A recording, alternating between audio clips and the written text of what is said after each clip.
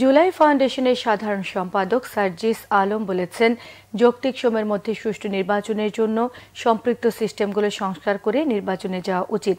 সিলেটে ছাত্র জনতার গণ অভ্যুত্থানে শহীদ পরিবারকে জুলাই শহীদ স্মৃতি ফাউন্ডেশন সহায়তা প্রদান অনুষ্ঠান শেষে সাংবাদিকদের তিনি বলেছেন, শুধু নির্বাচনের জন্য এ আন্দোলন হয়নি। এর আগে জেলা প্রশাসক কার্যালয়ের সম্মেলন কক্ষে চেক হস্তান্তর অনুষ্ঠানে তিনি জানিয়েছেন, সিলেট বিভাগের ছাত্র জনতার আন্দোলনে ৩২ শহীদের সঠিক তথ্য পাওয়া গেছে। আজ ১৮ জনের হাতে ৫ লাখ টাকা করে আর্থিক অনুদান তুলে দেওয়া হয়েছে। তিনি আরও জানান, জুলাই আগস্টে সারা দেশে ১৬৫০ নিহতের তথ্য এসেছে। পুঙ্খানুপুঙ্খ যাচাই চলছে, যাতে কেউ প্রশ্ন তুলতে না পারে। এছাড়া ২৪,০০০-এর মতো আহতের তথ্য এসেছে। সব ধরনের যাচাই বাছাই শেষে চূড়ান্ত তালিকা প্রকাশ করা হবে বলে জানিয়েছেন বৈষম্য বিরোধী আন্দোলনের অন্যতম এই সমন্বয়ক।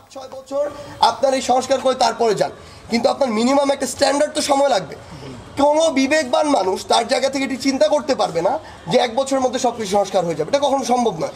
১৬ বছর ধরে এই সিস্টেমকে ধীরে ধীরে ভেঙে শেষ করা হয়েছে।